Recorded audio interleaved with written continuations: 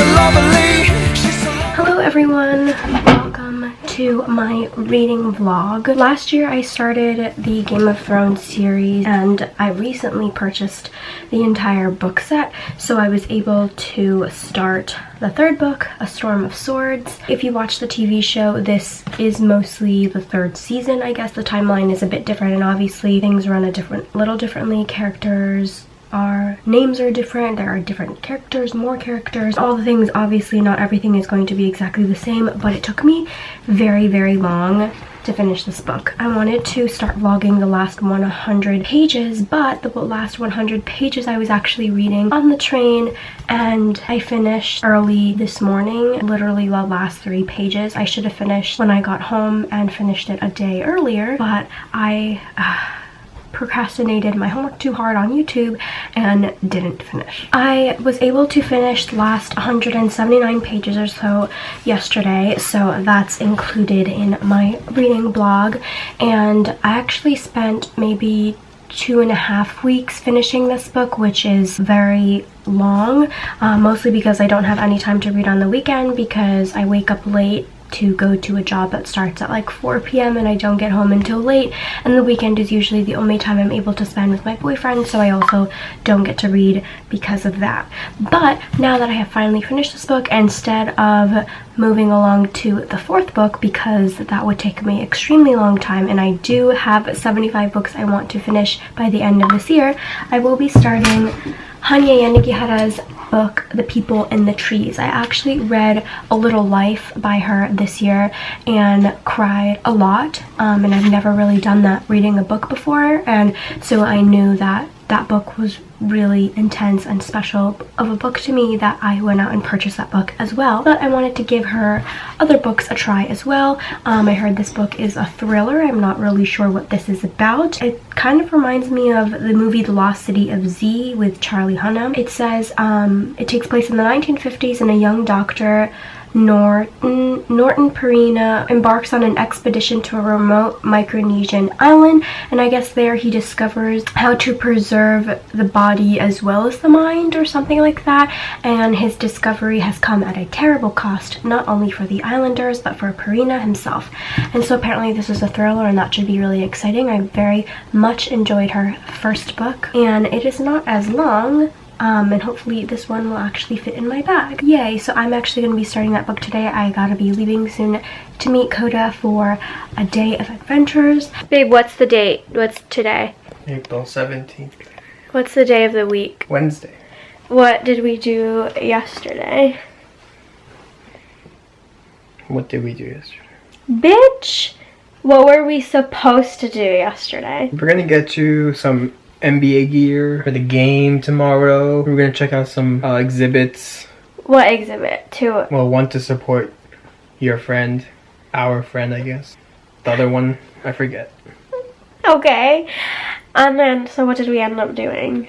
We ended up not doing any of that. Yeah, we're gonna get your watch fixed. We couldn't find anything at the NBA store, and then we got hungry, so we just went to Whole Foods, and then that took up too much time that we ended up not being able to go to the exhibit, so we just talked at the park, got some pinkberry, got a tub of pinkberry, and we came home. I'm kind of combining this reading vlog with like a week in my life, kind of, instead of filming 2 videos at once. I thought it would be interesting. We just went to eat at Fatty Daddy Tacos. Didn't get any clubs, totally forgot I was doing this video, but time to talk about my book.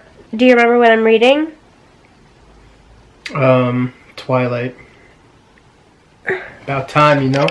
So as you know, I am reading Hanya Yanagihara's The People in the Trees. This book is interesting so far. I'm on page 71. The format of the book, I had no idea what it would be like, but if you must know, Norton Perina, the young doctor who this book is based around, writes an autobiography. A biography? Is autobiography the one where you write it yourself or somebody else writes it about you? Autobiography is when you write about yourself. Okay, so he writes an autobiography about his life, and then his friend is the editor and basically the narrator of this book for the most part. The autobiography is written in the first person, but obviously as the editor he makes some notes and writes about it in his perspective, his voice as well.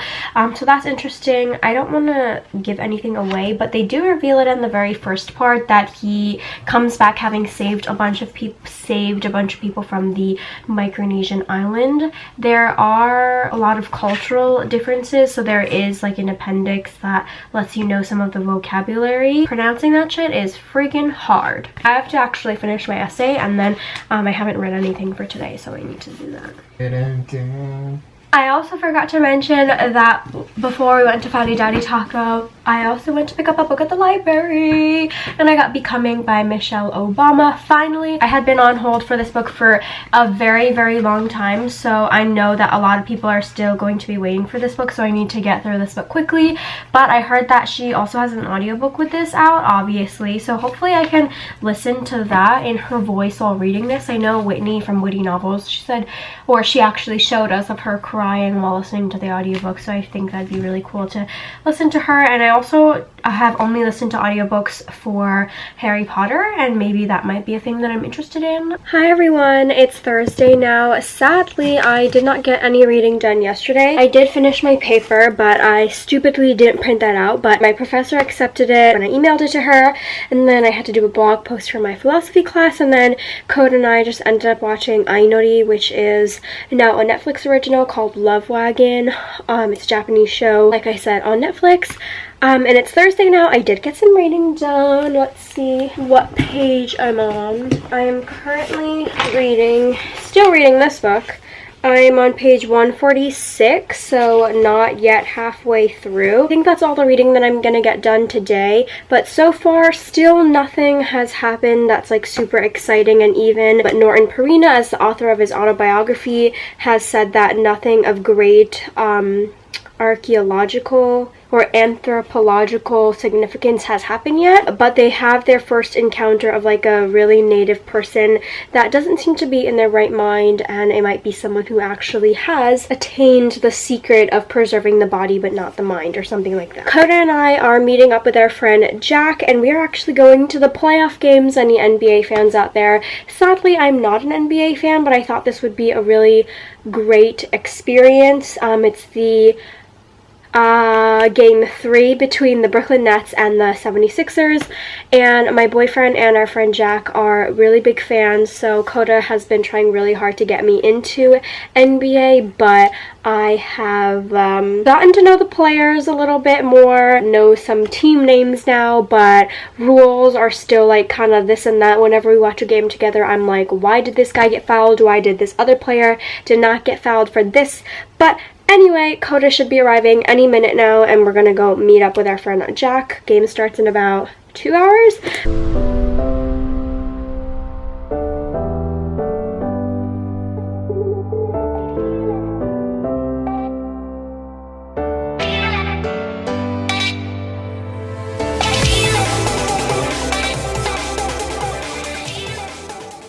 It's been a couple days since I last vlogged, so it's not properly a week-long vlog, but I intend on filming this reading vlog until I finish about a book or two more. The thing is, I haven't read at all this weekend. It's my spring break. Over the weekend, I still did have work, but there were just circumstances that happened, like we saw somebody, we went home by car, that I just could not read. So I'm still reading Hanya Yanagihara's The People in the Trees, and my book is due tomorrow, and I tried to renew it because I am still only on page 175, and according to Goodreads, I am still 36% through my book. But somebody else has this book on hold, which means I cannot renew it, and I must read it by tomorrow. I am fully newly dressed, actually. I barely left the house yesterday. Didn't leave the house today, but I need to go grocery shopping and I need to go to the bank, so I actually need to take the train today. It feels ridiculous to go because I'm gonna be out of the house tomorrow, but it's fine because I need to use the Metro card today. There was a Metro card hike on fucking Sunday and I need to make it worth my while. But after that, usually I wouldn't take my book with me, but I need all the reading time I can get.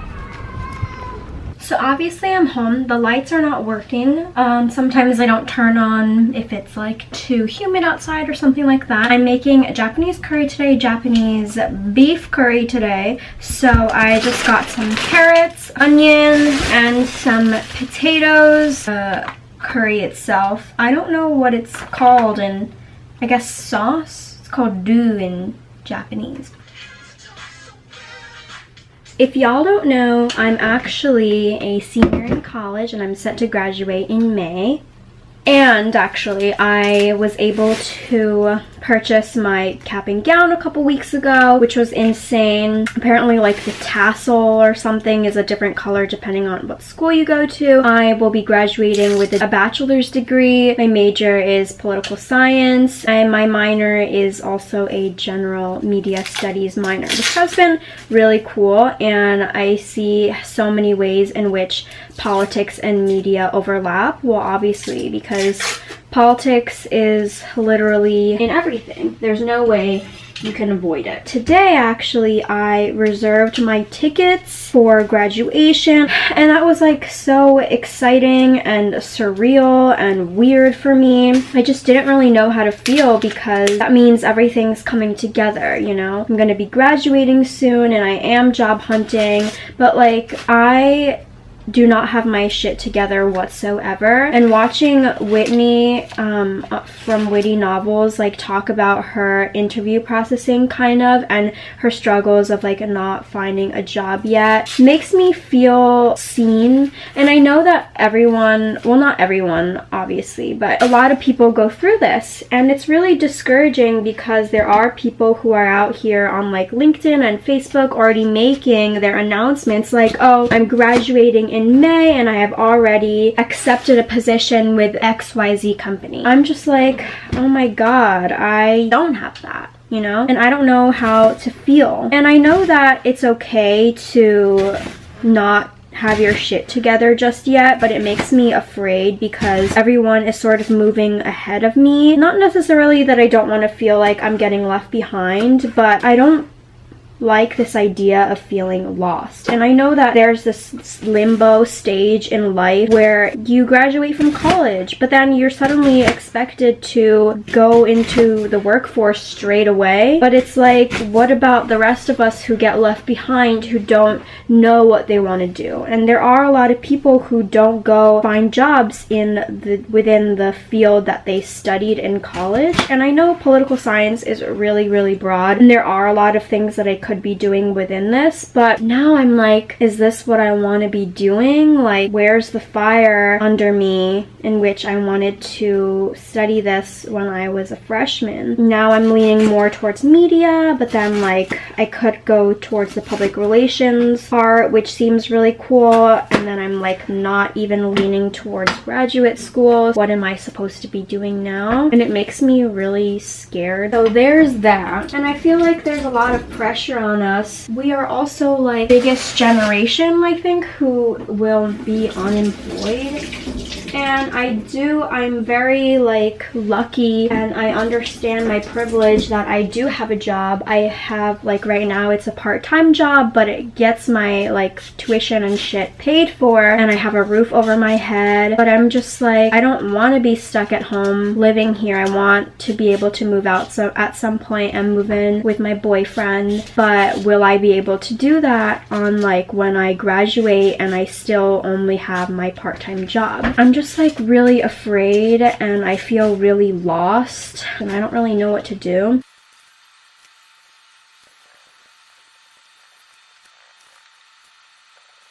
Good morning. During dinner and a bit after, my sister and we were watching Charmed, the original version, and I read a little bit before I went to sleep. I think I read 20 to 40 pages. I don't quite remember. It's split into sections, I guess, depending on which part of the island they are on. And so I'm in a new section, I think part 2 rather. I'm on part 4, the 9th hut. And something has happened. It's a cultural thing, and this becomes a whole issue of like my Western standards and me trying to push that onto the Ivu people oh god, I'm definitely butchering that. And there is a character named Esme who also is on the stance that I am. She's more like, this definitely shouldn't be happening and it's child abuse, but this is like a ritual that everyone agrees upon. Even the parents are like offering this child to the chief of their village, and I don't want to ruin too much. This is the reason why I had so much difficulty doing like reading vlogs and like book videos to begin with, because I don't exactly know how much to give away. The other doctor, the anthropologist, Norton Perina himself, are sort of understanding of what the chief's explanation is, because it can't just be up to everyone to say like, this is what you can and can't do, especially because they're outsiders. But in terms of like children, like even if this child is understanding of it and the parents are offering it, is it still wrong, or does it depend on the culture? Like, is it still considered child abuse? I'm confused and I don't really know what to do, and I know this is like super out of context. I'm just conflicted. Like, should everyone have the set standard against, like, for children to protect them?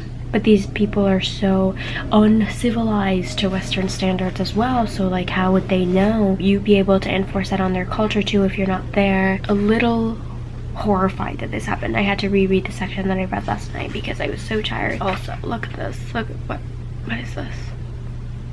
It is a glorious day. The Cherry Blossom Festival at the Brooklyn Botanic Garden is actually this weekend, so it was really perfect. There were a lot of kids there, but it was a really beautiful time. Insert photos here. And I'm really glad we went. The temperature was pretty nice, a little hot, but I was still in mom jeans and a t-shirt and a light jacket, so it was really beautiful today.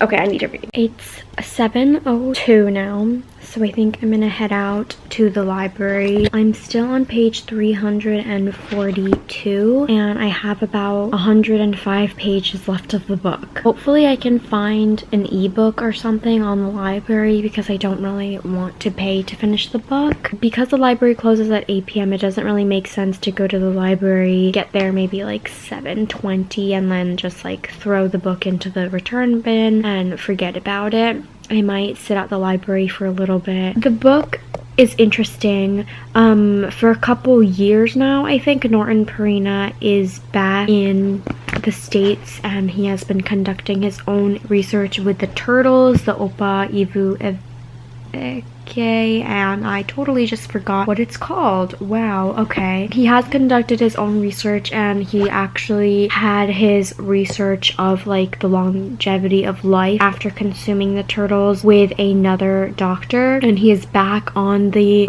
Ivu Island to get more of the turtle. He's had a bit of a falling out with the two doctors that he's been with, like the anthropologist and Esme Duff. I'm not exactly sure what her title is, but they're cordial, or like have at least professional courtesy with each other, but they're not like best of friends. Not that they were before, but especially because he's been conducting these experiments and essentially stole the turtle off of the island without anybody's knowledge. There's sort of this weird tension between them. This book is like okay, and I do still have 100 pages, so we'll see, but like I had a really great time with Hanya Yanagihara's first book. I'm just grasping like the moral issues of what's going on in this book, and whether or not like it was right for Norton Perina to be conducting this research in the first place, and why they were even there, which I'm not really sure he even understands why. It's an alright book. It's really cool to see like this world. There is a bit of like mystery. Honestly, even if they had this turtle that could prolong your life, I don't think it's worth it, because you consume it after the age of 60 in the society, and you kind of just lose your mind. Like your body is still very young, like you still have the body of a 60-year-old, but you're essentially like 200 years old, and your mind is just completely gone. You have very short-term memory, and I don't see how it would be worth living if you're at that stage in life.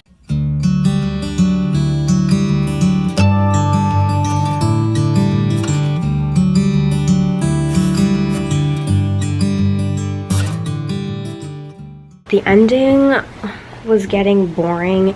It focused on this one child. So basically, Norton Perina knew that his actions of having revealed the turtle and what it would do to you for the rest of the world had a huge impact on the island, and many people, many corporations decided to go over there to basically find the turtle for themselves and sell it as a product. And so a lot went into decline on the island, and so Norton basically ended up being like a savior of sort for the children, and the parents would push the children onto Norton and be like, please bring my child back with you, save them. And he ended up having like 50 children, and the last kid that he brought back got really angry, and he was very resistant of him and his like white culture, and he was like, stop trying to whitewash me. Why are all of our names actually all very American, very much the opposite or nothing like our real culture? And so that was just like a whole thing with his children, and I skimmed through a lot of that. I read through what I thought was important or what was interesting to me,